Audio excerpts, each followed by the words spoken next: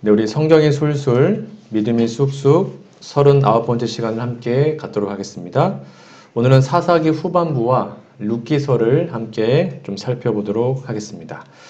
지난주에 배운 것을 잠깐 복습해 보면요. 사사기는 실패의 책이라고 말씀을 드렸습니다. 실패의 첫 번째 원인이 하나님의 말씀에서 떠날 때, 그래서 그들이 이방 민족을 멸하라는 그 말씀을 어기고 그들과 언약을 맺고 그들을 살려줬기 때문에 결국 망하는 길로 가게 됐다 그랬죠.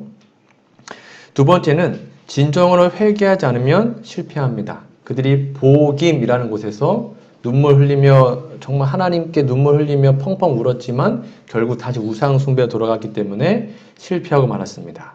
그리고 세 번째가 뭐였습니까? 후세대 교육.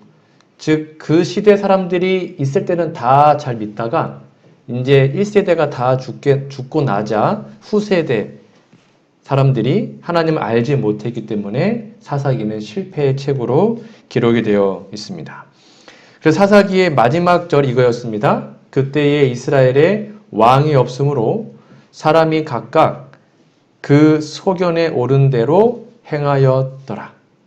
근데 그 당시에 왕이 진짜 없었나요? 왕이 있었습니다. 왕이 누구였죠? 네, 사사시대 왕은 하나님이셨어요. 근데 성경 말하기를 왕이 없었대요. 그 말은 뭐냐면 하나님의 뜻대로 살지 않고 각각 자기 소견에 자기 마음대로 살았다. 그것이 사사기의 결론이었습니다. 여기 보면 여호수아가 죽고 왕이 없던 시기였지만 사람들은 여전히 하나님을 믿고 따라야만 했습니다. 근데 그것을 그들이 하지 않았습니다. 사사기 8장 2, 3절에 보면 기드온이라는 사사가 그들을 다 구원하자 백성들이 기드온 당신을 왕 삼을게 라고 말을 합니다. 그때 기드온이 거절하죠. 뭐라 그럽니까? 내가 너희를 다스리지 아니하겠고 나의 아들도 너희를 다스리지 아니할 것이요 여호와께서 너희를 다스리시리라. 그러니까 지금은 내가 왕이 아니라 하나님 왕이니까 제발 하나님 뜻대로 살자라고 얘기를 합니다. 그렇게 기드온이 죽고 난 다음에 그의 아들이었던 아비멜렉이라는 첩의 아들이 있었습니다. 그가 좀 이상한 일을 하게 됐는데요. 사사기 8장 33절에 보면 이렇게 기록되어 있습니다. 기드온이라는 사사가 죽고 납니다. 죽고 나자 이스라엘 자손이 돌아서서 그 패턴이라 그랬죠. 사사가 살 동안 잘 살다가 사사가 죽어버렸네요. 다시 그들이 패역합니다. 돌아서서 바알들을 따라가 음행하였으며 또 바알 브릿을 자기들의 신으로 삼았다라고 기록합니다. 여기 바알 브릿이라는 단어가 좀 중요한데요. 바알은 말 그대로 바알 신 이름이고요. 브릿이라는 단어가 브리트, 그게 이제 언약이라는 뜻입니다. 그러니까 바알 브릿이 뭐냐면 바알을 언약주로 섬겼다. 하나님 언약주인데 하나님을 버리고 바알을 언약주로 섬겼다. 그것이 그 당시의 사사시대의 모습이었습니다.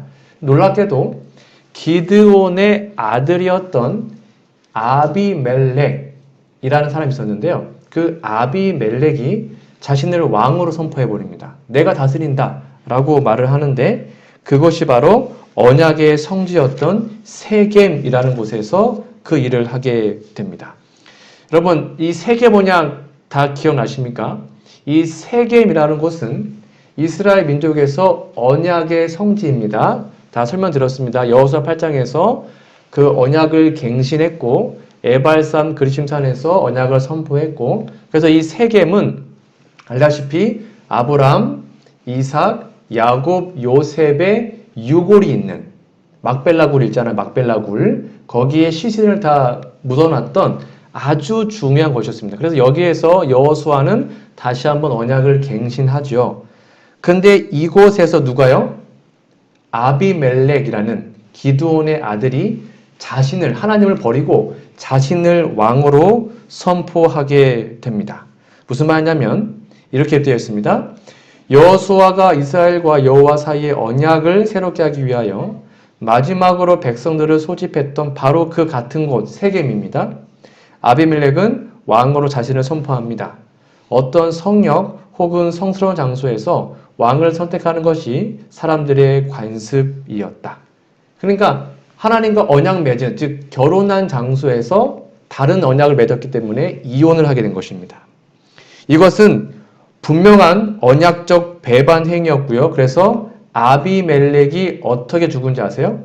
이렇게 죽습니다. 전쟁 중에 위에 있는 한 여인이 돌을 던져서 머리가 깨져서 죽게 됩니다. 이 사사기의 초점은 간단합니다. 핵심은 뭐냐면 사사들의 어떤 믿음적 행위가 아닙니다. 핵심은 이거였습니다. 사사들을 통한 여호와의 구원에도 불구하고 반복되는 백성들의 불순종이 중요한 포인트입니다. 백성들은 끊임없이 실패합니다. 끊임없이 타락합니다. 그것이 사사기의 내용입니다. 그래서 여기 나와 있죠? 백성들이 뭐 해요? 범죄합니다. 하나님께서 징계하십니다. 벌을 주시죠. 그래서 이방 민족이 쳐들어와요. 그래서 막 압제를 받습니다. 그러니까 고생하다 보니까 하나님께 회개합니다. 하나님 살려주세요. 하나님이 그 회개를 받으시고 구원자를 보내죠. 사사 구원합니다. 한동안 평화롭고 그 사사가 죽어버리네요. 또 범죄합니다. 이것이 사사기의 패턴이었다라고 이미 설명을 드렸습니다. 사사기가 워낙 길기 때문에 다 설명 못 드립니다. 이게 가장 중요한 포인트이고요. 사사기 12장부터는 핵심은 간단합니다. 언약 공동체가 점점점 분열되고 있다. 그렇게 정리하시면 되겠습니다. 사사기 12장부터는 언약 공동체를 이루지 못하고 분열해가는 이스라엘의 모습을 기록합니다. 한 가지 예를 좀 들어보도록 할게요. 여러분 사사기 12장을 좀 보시면 이 에브라임이라는 지파 있죠. 에브라임이라는 지파와 길르앗 사람들이 전쟁을 합니다. 이거는 내전이었습니다. 그러니까 다른 이민족이 아니었고 같은 이스라엘 백성끼리 자기들끼리 싸운 겁니다. 내부 분열. 같이 서로 싸우게 됩니다. 내분 일으키죠. 이 과정에서 길르앗 사람들이요. 에브라임 사람들을 좀 식별하기 위해서 죽이기 위해서 이 발음을 시켜봅니다. 이게 좀 되게 재미있기도 하고 좀 슬픈 내용인데요. 여기 보면 에브라임 사람들은 이게 시볼렛입니다. 히브리어가 이렇게 읽어요. 오른쪽에서 왼쪽으로. 거의 다 똑같죠. 여기 앞에가 달라요. 여기 sheep, 여기 sheep 이렇게 됩니다. 그래서 습관이 있기 때문에 에브라임 사람을 이제 확인하기 위해서 나루토에서 기다렸다가 야, 너 시볼렛 해봐. 그러면 시볼렛 못하면 너 에브라임 사람이네. 죽이고. 이렇게 해서 사람을 42,000명을 죽입니다. 그러니까 경상도 분이 쌀을 잘 못한다고 합니다. 그렇죠? 뭐라 그래요? 살 이러잖아요. 그것처럼 그 발음을 못하는 거예요. 에브라임 사람들이. 그래서 그 발음 해봐 해가지고 못하면 죽이고 못하면 죽이고 그렇게 서로 동족 간에 서로 죽이는 일을 하게 됩니다. 이게 왜 중요하냐면 여러분 이게 쉽게 말하면 사투리가 이제 고착화된 겁니다. 여러분 사투리가 왜 생기는 거죠? 서로 교류가 없으면 서로 말이 달라지게 됩니다. 그게 사투리거든요. 그래서 같은 민족이었는데 서로 교류가 없고 협력을 안 했기 때문에 시볼렛과 쉬볼렛을 못하는 그래서 그것을 기준으로 사람을 죽이는 그런 일이 12장부터 쭉 기록이 되어 있습니다. 그리고 이제 15장으로 가보면 여러분 잘 아시는 삼손 이야기가 나오는데 한번 다 아시기 때문에 제가 생략을 할게요. 이 삼손 이야기의 핵심은 간단합니다. 여러분 삼손이 그 당시 아마 지구 통틀어서 힘이 제일 세다고 기록되어 있죠. 힘이 엄청 셉니다. 그런데 삼손이 자기 민족과 그 블레셋 민족과 협력해서 싸우는 거 본 적 있습니까? 아니요. 삼손은 혼자 싸웁니다. 혼자 싸워요. 혼자 싸우면 백성들이 또 넘겨주고 그럼 삼손이 탈출합니다. 그것도 백성들이 삼손 넘겨주고 그러니까 삼손은 혈혈단신으로 혼자 싸웁니다. 나귀 턱뼈로 블레셋 1000명을 죽이고요. 가사에 있는 손 문짝을 다 떼가지고 가져가고요. 그런데도 삼손을 아무도 도와주지 않아요. 그러니까 공동체가 분열된다는 것입니다. 협력하지 않아요. 아마 삼손이 협력했으면 금방 이겼을 텐데 협력하지 않아요. 삼손은 혼자 고분분투합니다. 이렇게 계속 공동체가 분열되고 있다. 그것이 사사기 후반부의 내용인데요. 17장부터 보시면 아주 언약 신앙과 언약 공동체의 분열과 알력으로 지파 간의 갈등과 분쟁이 끊임없이 일어나는 모습이 적나라하게 기록이 되어 있습니다. 몇 가지만 좀 보도록 하겠습니다. 대표적인 게 사사기 17장. 여러분 좀 펴 놓으시면 좋겠습니다. 사사기 17장에 보면 에브라임 지파 출신이었던 미가라는 사람이 우상을 만듭니다. 우상을 만들어서 자기 집에 두죠. 그런데 7절에 보니까 한 레위인 청년이 아마 할 일이 없었나 봐요. 그래서 떠돌아다니다가 미가의 집에 와버려요. 그러니까 너 레위인이냐? 그럼 우리 집에 제사장으로 살아라. 내가 1년에 얼마 돈을 줄게. 하고는 레위인을, 하나님의 예배를 드리는 그 레위인을 자신의 집에 우상을 숭배하는 사람의 제사장으로 삼아 버립니다. 결국 이 레위인은 미가라는 사람의 개인 제사장이 되죠.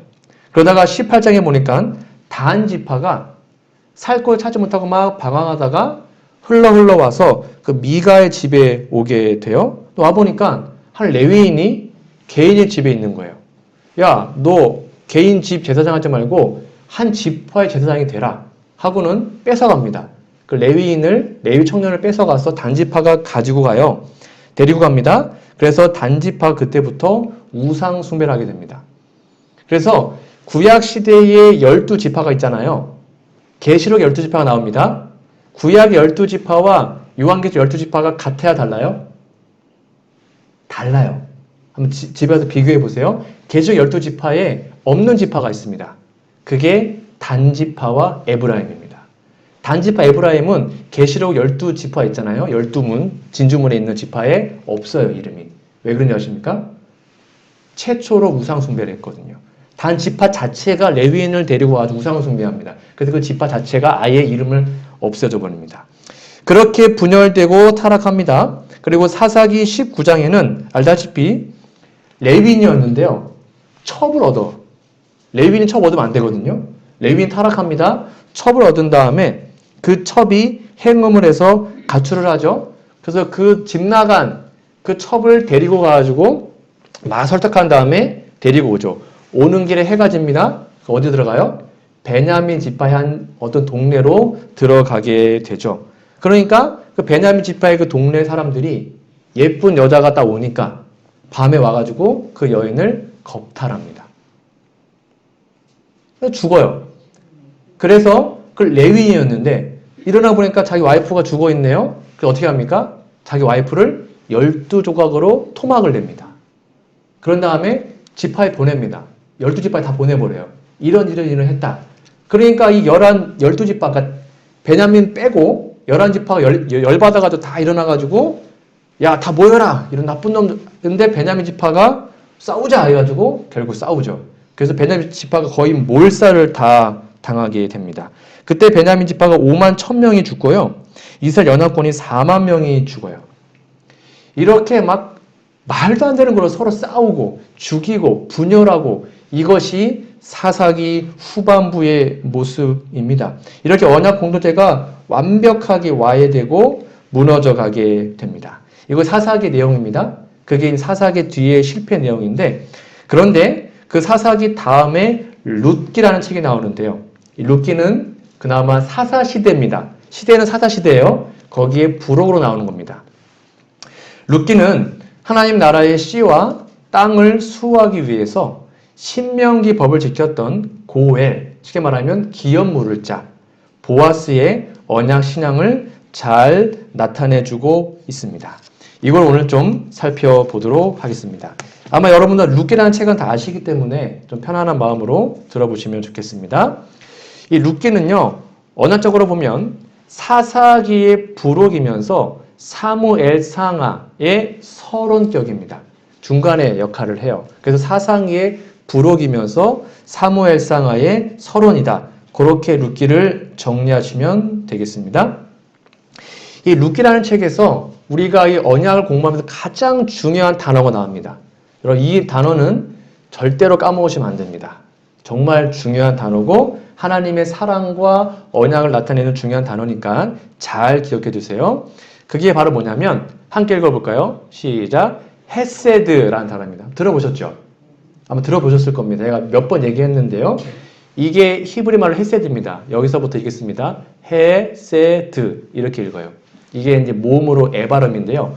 여하튼 이 헤세드라는 단어는 하나님의 언약적 사랑을 표현한 총괄적인 단어입니다. 까먹으시면 안 돼요. 하나님은 헤세드의 하나님이시요. 그렇게 이해하셔도 됩니다. 근데 이 헤세드라는 단어는 되게 다양하게 번역이 됩니다. 히브리 단어가요. 신실하다, 충성되다, 언약을 지키다, 진리, 애정어린 자비, 다정함, 오래 참음, 아가페 사랑 다 표현될 수 있습니다. 헤세드가 신약에서는 아가페 사랑으로 번역이 돼요. 하여튼 좋은 건 다 들어가 있습니다. 그것이 헤세드라는 단어인데요. 이 헤세드란 말의 진짜 뜻이 여기에 나와 있습니다. 이거 정리하셔 놓으시고요. 헤세드 한번 요겁니다. 같이 읽어볼까요? 시작. 자기에게는 필요하지 않지만 상대방에게 꼭 필요하기 때문에 베푸는 은혜와 자비입니다. 그러니까 나에게는 필요하지 않아요. 근데 누군가가 필요해. 다른 사람이. 그러면 내가 혹 손해를 보더라도 내가 혹 그걸 하기 싫어도 그 상대방을 위해서 베푸는 거예요. 그것이 은혜와 자비이고 헤세드의 정신입니다. 이것을 개념으로 갖고 룻기를 언약적 관점에서 좀 살펴보도록 하겠습니다. 룻 이야기는 잘 아시기 때문에 간단하게 정리해 보도록 하겠습니다. 첫 번째입니다. 헤세드의 삶은 아까 말한 것처럼 나 자신이 아닙니다. 날 위해 사는 게 아니에요. 상대방에게 꼭 필요하기 때문에 행동하는 것입니다. 다시요. 내가 아니라 상대방이 필요하기 때문에 행동하는 거예요. 그걸 기억하시고 룻기 1장으로 여러분 성경책을 룻기 1장으로 가보도록 하겠습니다. 네, 룻 이야기는 다 아시기 때문에 룻기 1장에 보면 룻의 시어머니였던 나오미가 아들 다 잃어버리죠. 아들 다 죽습니다. 결국 자신의 고향으로 돌아오게 되죠. 그때 그 며느리였던 오르바와 룻한테 너 이제 돌아가라. 가라. 라고 얘기를 합니다. 그때 룻이 이렇게 얘기합니다. 룻이 가로되 나로 어머니를 떠나며 어머니를 따르지 말고 돌아가라 강권하지 마옵소서. 어머니께서 가시는 곳에 나도 가고 어머니께서 유숙하시는 곳에서 나도 유숙하겠나이다.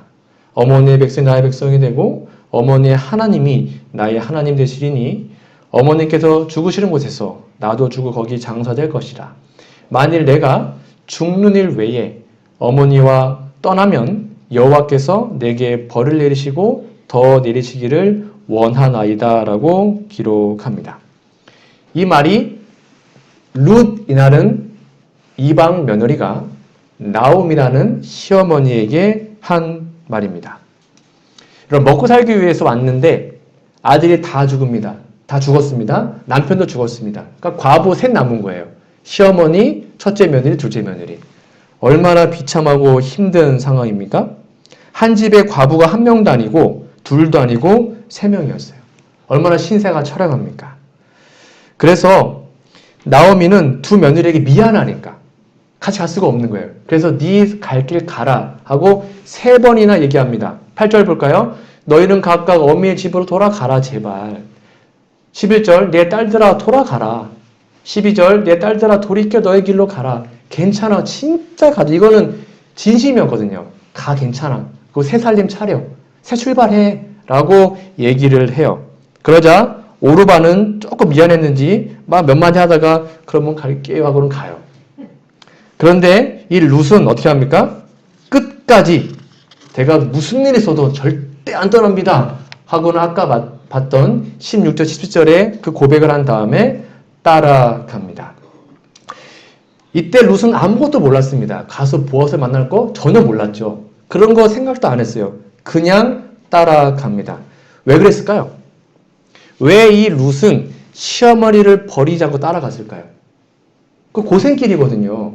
그냥 딱 버리면 새 출발해가지고 새 남자 만나면 잘 살 수 있었거든요. 근데 왜 늙은 시어머니를 따라갔을까요? 남편도 없는데 집도 없는데 가서 살기도 막막한데 왜 그랬을까요? 여기 보면 룻에게는요 시어머니 나오미가 필요 없었습니다. 잘 기억하세요. 룻이란 여인에게는 시어머니가 필요가 없어요. 나쁜 말로 하면 짐짝이었죠. 엄밀히 말하면. 그런데 늙은 시어머니 이 나오미에게는요, 젊은 며느리 룻이 필요했습니다. 그렇죠. 룻에게는 필요가 없어요. 그냥 나가면 끝이에요. 근데 시어머니는 룻마저 떠나버리면 혼자 되는 거예요. 진짜 혼자.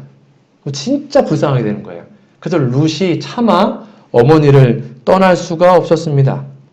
나오미는 누군가의 도움이 없으면 살 수 없는 상황이었거든요. 그래서 룻은 날 위해서가 아니라 상대방을 위해서, 그 헤세드 정신이 있잖아요. 그 시어머니를 위해서 자신의 삶을 다 그분께 드리고 자신의 삶을 그분께 바치고 그래서 시어머니를 위해서 살기로 결심하고 따라가는 것입니다. 그것이 바로 언약의 정신입니다. 헤세드이죠. 자신에게는 필요 없지만 다른 사람들에게 필요하기 때문에 행하는 것. 그것이 바로 헤세드 정신입니다. 그것이 룻의 마음이었다는 거예요. 여기까지 정리하셨죠? 이것이 바로 예수님의 마음입니다. 예수님은 십자가 달려서 돌아가셨죠. 예수님이 그렇게 죽으셨던 이유는 그 죽음이 원래는 우리 거였는데 우리를 대신해서 죽으셨기 때문입니다. 시대성경 이런 말씀이 있습니다. 좀 같이 읽어볼까요? 시작. 그리스도께서는 우리로 당신이 받으실 만한 대접을 받기 위하여 우리가 받아야 할 대우를 받으셨다. 당신이 받으실 만한 대접이 뭐예요? 그게 바로 영생입니다. 영생을 얻기 위해서 우리가 받아야 할 대우가 뭐예요? 죽는 거예요. 둘째 사망. 그걸 예수님이 대신 당하셨죠.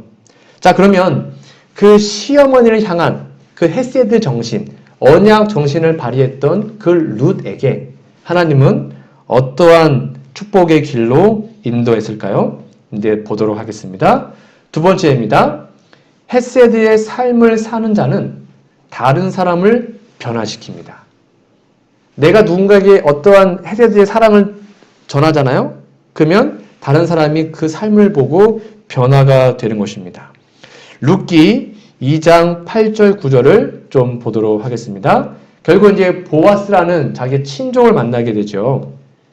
룻기 2장으로 가보시면 보아스가 룻에게 말을 합니다. 내 딸아 들으라. 이삭을 주우러 다른 밭으로 가지 말며 여기서 떠나지 말고 나의 소녀들과 함께 있으라. 그들의 배는 밭을 보고 그들을 따르라. 내가 그 소년들에게 명하여 너를 건드리지 말라 하였느니라. 목이 마르거든 그릇에 가서 소년들의 길어온 것을 마실지니라 라고 얘기합니다. 이 보아스는 룻과 먼 친척이었거든요. 나이 차가 되게 많이 납니다. 그러니까 거의 시아버지 뻘입니다. 나이 차가요. 그런데 룻기 1장 22절에 보면 재미있는 표현이 나옵니다. 여러분, 나오미가요, 모압 지방에서 그 자부 룻과 함께 돌아왔을 때는 그들이 보리 추수가 마쳤을 때가 아니고요. 보리 추수가 시작할 때였습니다. 그때에 베들레헴에 이르러 왔습니다. 이 당시에는 알다시피 나그네나 과부나 고아는 지나가다가 과일을 따먹는 거 죄가 아니었고요. 추수 다 끝난 데서 이삭 줍는 거는 죄가 아니었습니다. 그렇게 먹고 살았어요. 그게 하나님의 법이었거든요. 그런데 신명 24장 19절에 보면 이런 말씀이 있어요. 내가 밭에서 곡식을 벨 때에 그 한 뭇을 밭에 잊어버렸거든. 다시 가서 취하지 말고 객과 고아와 과부를 위하여 버려두라. 그리하면 내 하나님 여호와께서 내 손으로 하는 범사에 복을 내리시리라. 그래서 줍는 것은 곡식을 벨 때 줍는 게 아니고요. 곡식을 다 벤 다음에 추수가 끝날 때 남아있는 걸 가져오는 겁니다. 이해되시죠? 근데 룻과 나오미가 왔을 때는 추수가 끝날 때가 아니었어요. 시작할 때였습니다. 즉 추수가 시작할 때 줍는다는 것은 같이 추수하는 거니까 원래는 그렇게 하면 안 되는 거예요. 근데 이 보아스라는 사람이 룻에게는 특별히 추수가 시작하는 아직 추수 중인데 너 주워 가도 돼 라고 특별하게 허락을 합니다. 다른 거 가지 마. 다른 거 가면 쫓겨나니까 너는 이제 내 밭에 와가지고 주우라니까 내가 다 허락해 줄게 라고 허락을 해요. 왜 그렇게 했을까요? 왜 보아스가 그렇게 했을까요? 그 이유가 신명기 2장 11절 나옵니다. 이게 되게 중요한 건데요. 보아스가 그에게 대답하여 가로되 내 남편이 죽은 후로 내가 시모에게 행한 모든 것과 내 부모와 고국을 떠나 전에 알지 못하던 백성에게 온 일이 내게 분명히 들렸느니라. 그러니까 어떻게 자신의 모든 걸 바쳐서 시어머니를 모셨는지, 자신의 모든 걸 버리고 새춘발하지 않고 시어머니 따라왔는지, 그러한 모든 선한 룻의 행동들이 소문이 났겠죠. 그거를 보아스가 들었습니다. 그러자 보아스의 마음이 요즘에도 저런 처자가 있나? 하고는 마음이 흐뭇해가지고 여기서 해. 내가 다 도와줄게 하고 하게 된 것입니다. 여호와께서 내 행한 일을 보응하시기를 원하며 이스라엘 하나님 여호와께서 그 날개 아래 보호를 받으러 온 너에게 온전한 상 주시기를 원한다라고 얘기합니다. 그러니까 보아스는 소문을 통해서 룻이 시어머니에게 행한 그 헤세드의 정신을 들었습니다. 그리고는 보아스는 그녀의 결정과 헌신에 감동을 받았습니다. 그러자 이제는 보아스가 그 헤세드의 정신을 누구에게요? 룻에게 베풀어 주는 것입니다. 그래서 룻은 시어머니에게 헤세드의 사랑을 베풀었고요. 보아스는 그 룻에게 헤세드의 사랑을 베푼 것이죠. 이것이 바로 사람을 변화시키는 모습이라는 것입니다. 실물교 이런 말씀이 있습니다. 같이 읽어볼까요? 사람이 그들의 눈을 불완전한 인간에게 돌려 예수를 바라볼 때에 그들의 품성에 신령한 변화가 생긴다. 그러니까 이 인류에서, 이 지구에서 가장 풍성한 사랑과 헤세드의 정신을 갖고 사신 분이 예수님이잖아요. 그러니까 그 헤세드의 삶을 사신 예수님을 우리가 바라보면 우리도 그러한 삶으로 변하게 된다는 것이죠. 그것이 바로 두 번째 룻기의 핵심 포인트입니다. 자, 이제 세 번째입니다. 세 번째는 언약적 그 사랑, 헤세드의 삶을 사는 자는 하나님의 더 큰 계획 속에서 쓰임을 받게 되는데요. 룻기의 결론입니다. 여러분 다 아시는 말씀입니다. 룻기 4장 13절에 보면 결국 보아스와 룻이 결혼하게 되죠. 이에 보아스가 룻을 취하여 아내를 삼고 그와 동침하였더니 여호와께서 그로 잉태케 하심으로 그가 아들을 낳은지라. 룻이 과부였는데 결국 아들을 낳아서 대를 잇게 됩니다. 그런데 이 아들이 정말 대단한 아들이었습니다. 4절 10절입니다. 나오미가 아들을 낳았다 하여 그 이름을 오벳이라 하였는데요. 그는 다윗의 아비인 이새의 아비였더라. 무슨 말인지 아시죠? 정리하면 이 보아스가 룻과 함께 결혼해서 오벳을 낳았습니다. 이 오벳이 이새를 낳았고요. 이새가 그 유명한 다윗을 낳았어요. 그러니까 룻은 다윗의 뭐예요? 증조 할머니가 되는 것입니다. 그렇죠? 엄마, 할머니, 증조 할머니.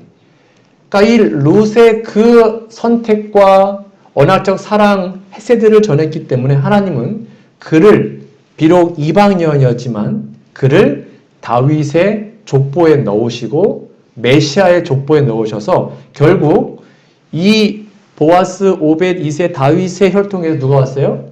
예수님이 오게 된 것입니다. 이것이 바로 하나님이 그에게 베푼 사랑의 모습인 것이죠. 여러분 어떤 사람을 하나님이 사용하실까요? 바로 룻과 같은 사람입니다. 룻은 거창한 일을 하려고 계획하지 않았습니다. 그냥 단순히 자기와 함께 살았던 그 시어머니 나오미가 불쌍했습니다. 그래서 그에게 헤세드의 사랑을 내가 비록 불편할지라도 어머니를 위해서 자신의 삶을 바쳤습니다. 작은 것에 실천했죠. 근데 그 결과는 어마어마했습니다. 인류를 구원한 누구요?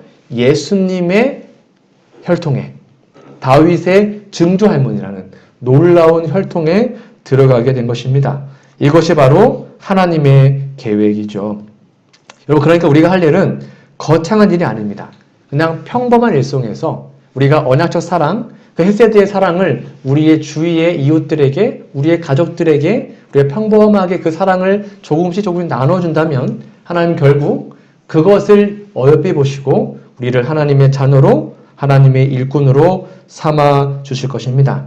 그래서 성경에 8번째 책, 그 책의 제목이 보아스도 아니고요, 나오미도 아니에요. 성경에서 여인의 이름을 딴 이름이 책이 딱 2개 나오잖아요. 룻기, 그 다음에 에스더. 성경 책 이름 자체가 룻기예요. 이것이 바로 룻의 아름다운 모습이었습니다. 결론입니다. 요약하면 여러분 헤세드라는 것이 바로 언약적 사랑의 핵심이라고 그랬습니다. 그 헤세드의 삶은 내가 필요해서가 아닙니다. 내가 불편할 수 있습니다. 내가 손해볼 수 있어요. 룻처럼요. 그러나 상대방에게 꼭 필요하기 때문에 행하는 겁니다. 그게 바로 하나님을 사랑하고 이웃을 내 몸처럼 사랑하는 거죠. 그리고 헤세드의 삶을 사는 자는 다른 사람을 감동시키고 변화시킵니다.